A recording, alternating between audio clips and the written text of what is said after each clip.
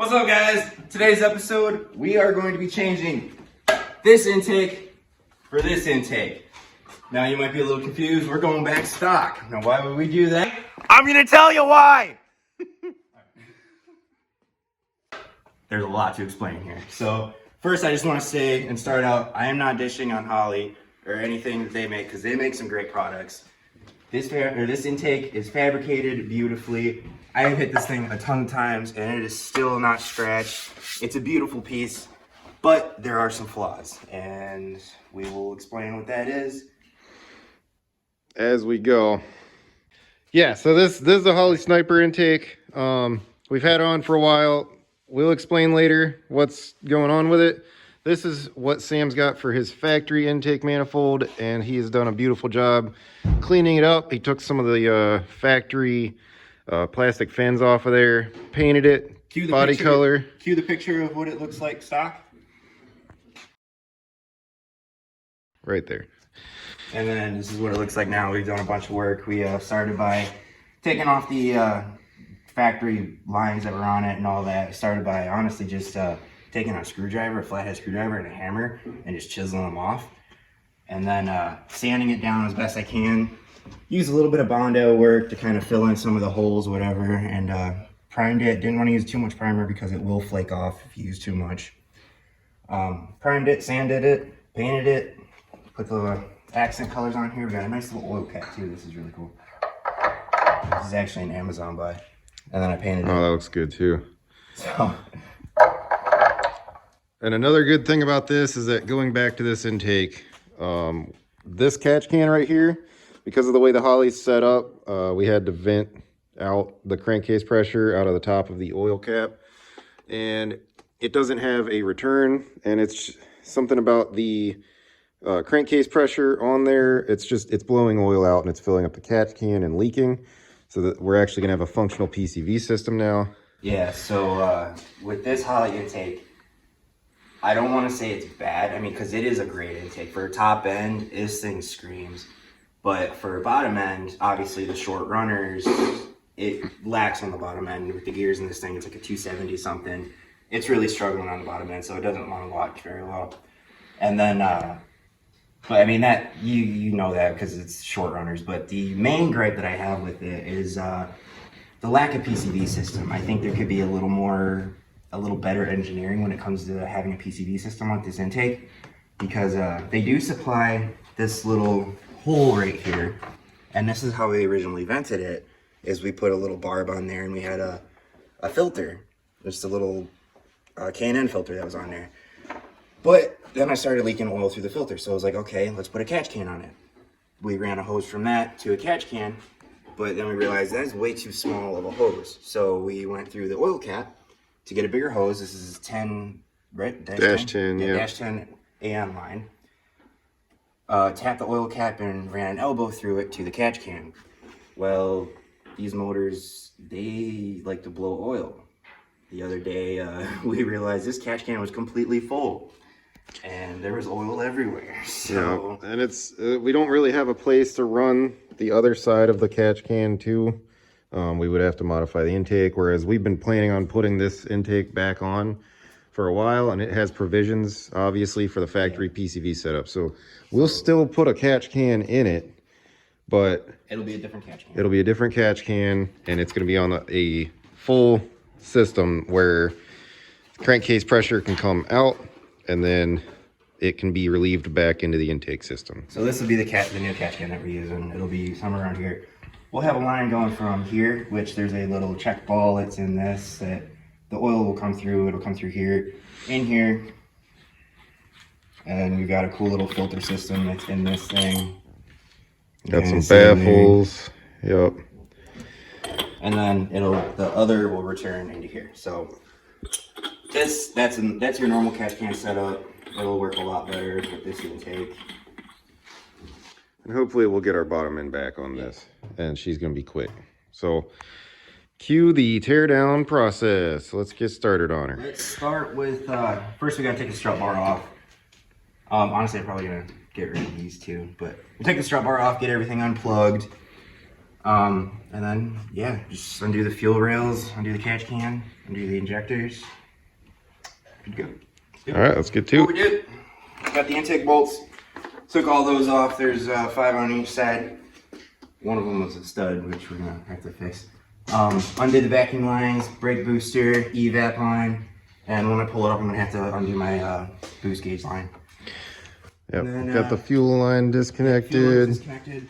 All the Got injectors. Intake out, injectors are unplugged. We're ready to come out. Should be ready to pull out. Ready? Good luck. We're gonna have to undo that stud first. All right. All right. One moment, por favor. There we go. All right, let's pull her off of there. Just a couple things still hooked up. Oh, there it is. Oh, Ready? there we go. Why are we still connected? Oh, the throttle body. Throttle body. Yeah, that'll do it. There we go. All right, now we're loose. Old intake off. So these are the approximately 1-inch spacers we made to try to get some bottom end back on that intake manifold. It helped a little bit. It did help a little bit. You can tell it's still been leaking a little bit. All of this stuff is like froth, and that's what happens a lot of time when there's moisture that's not able to escape and be sucked back into your intake using your PCV. So that's one good part about this, is that we're getting a functional PCV to get rid of any moisture that collects in the crankcase. But those spacers work pretty well. Handled amazing. It was really. They straightened out too, because they were like kind of. Oh shit! They did straighten out. Yeah. I was kind of hoping that would happen because they were kind of a pain in the ass to put in. We'll hold on to those. We might use them at a later date. Yeah, but for right now. Peel the gaskets in. I need to get that stud out somehow. Oh, we can get that out. I got a stud remover. You're not using those gaskets anymore anyway. Oh, we're gonna have to clean that head off before we put anything back on it. Yeah, we'll vacuum it and wipe her down. But there it is. That's step 1. Okay. Okay. All right. All right. Fuel rails are off or loose, so we're gonna pull these up and try not to spill a whole bunch of fuel. You can spill a little bit of fuel as a treat. That's all right. There we go. There's one. So Sweet. here's these little spacers I was talking about. Check this out. So get the injector out of here. Well, it's just an extension. That's yeah. cool. Try not to. You gotta pull straight up on it, and then there we go. So yeah, they're just little extensions that sit on the end of the injector. Well, we're just gonna keep it on there for now. Spaces it up. Because we're gonna use them. Might as well leave it. So it makes like a standard stock length LS type length injector. And I'm gonna use these for here on these because with these, it's gonna make the fuel rail sit a little taller or sit a little higher. And that is gonna be good because then I can route my fuel line a little straighter instead of trying to spaghetti it around the top of the intake, you know. So we're gonna keep these on there and let's pull the rest of them. Get them swapped over and put the rails on it. Yeah. All right. So cool thing about these fuel rails, real quick. Check this out. So we got them. We're gonna set them right up here on top. We're just gonna set it right now.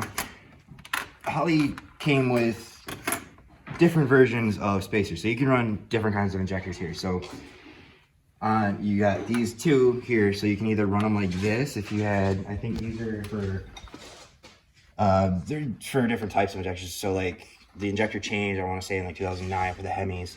So you can run them like this is for the stock injector. If you turn it like this, if you have a different injector, you can turn them like this. And they've also got these little spacers where you could run like this. Just to different heights, different injectors, and it's even got a different bracket that for different offsets so you can flip, and so it's pretty cool. They thought ahead on that one. That's kind of a neat little feature. So I'm gonna figure out which bracket I need to use with these spacers, and let's get them on there. All right, we've got the fuel rails on, got the injectors on, and right now I'm just putting the gaskets in, and should be ready to put this thing on pretty soon. We had a little issue with our fuel line. We ended up reusing the old fuel line that goes across the throttle body for now. just so to get her good. going. It doesn't look as good as we want, but Eventually we'll switch it over to black. we'll swap it at some point. It's right now it's kind of hard finding fittings, and we had one fitting that was goobered up and scratched. So we're just gonna get her running today, and it'll still look good for now, and it'll run better. If anybody wants to buy us a good set of AN wrenches, yeah, that hit too. us up. We need to get some use nice aluminum AN wrenches. But getting the gaskets on, so we'll get her dropped on there and start putting bolts in it. So Randy did a really good job of porting the inside of the runners. Very nice and clean. We port matched them to the heads, and hopefully they'll flow a little bit better. And so we were going to actually port match the throttle body too, but I'm running an 85 millimeter throttle body. It matches perfectly, so there's no point. So yeah, there wasn't anything for us to port match on the throttle. if you've got a 5.7 Hemi, probably one of the first mods that you could do is get an 85 millimeter throttle body. It's simple, it's easy, and it matches perfectly with the running on the size of the snout of the intake. I got mine from BBK. They did really good. So yep, she's all logo right there. port matched. Got the 85 mil throttle body, should help with top end. Yeah. Looking good. All right, so I don't know. I'm thinking about making this a coffee table centerpiece. What do you guys think? Comment That down would below. be cool, Should I yeah. sell it or should I make it a centerpiece? Sell it or keep us. Keep it. Let us know. Comment down below. All right. That's the brake boost line, so that's all right. Where are we stuck? Oh, there we go. All right. So he's got the these thermal gaskets. We're gonna have to get the bolts through them, because I know the thermal gaskets a lot of times they're a little bit more difficult to line up because they stretch or shrink depending on temperature. Man, if that doesn't look good. Did a good job on that paint. The Holley EFI rails look great. And you can see our line going across the top for now. It'll work. It'll clear everything. It should clear the hood. It might rub a little bit, but It's flexible. obviously the old one was. I didn't even notice. The bottom of my eyes rubbed off. That's okay. Looking good. All right, we'll get the bolts in it and start putting her back together. And there you go. It's in. Look at that. Look how good that looks. I'm happy with Puts that. a smile on his face every time. This is gonna be black though. That's driving me nuts. So we're gonna change that out eventually. Yeah, and it sticks up a little bit high. We can get a shorter black hose for that, but everything's hooked up except for the last part of the catch can. So the good thing is he's even got the hose that came with this intake. It's going in there from his PCV, letting fresh air in. So now we just have we have this port and this is your crankcase vent. This is where the air from the crankcase vent goes back into the intake. We're gonna have to make a bracket to mount this catch can now. This is gonna go to this one, and then this one is gonna go to that one. And yeah, we're gonna kind of fab up a bracket. We're gonna probably get rid of this. This is all connected to my fuse box bracket, so Got to do some of that modificating. yep, custom fabrication. Yeah, but get to it, we'll though. get it. It's done. Hell yeah. Got everything hooked up. We got the catch can routed and mounted in a custom bracket. Everything's back together, so we are going to start it up, and I need to go get my computer. We gotta tune it. Gotta tune it. So it is looking fantastic.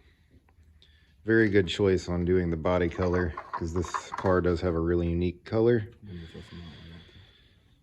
Ready to go. All right, here we go. We're starting it up.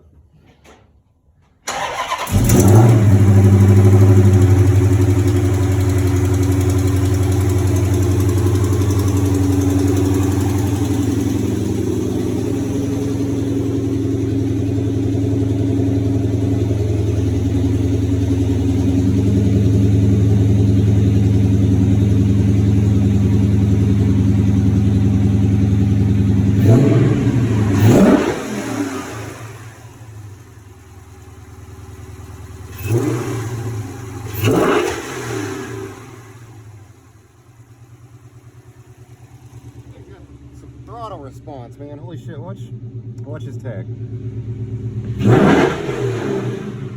That is new. That's a lot better. That's a lot better. Oh man, I can't wait for this one. We got it, guys. Hell yeah. Oh, yeah. All right. Take her out for a little ride. Yeah.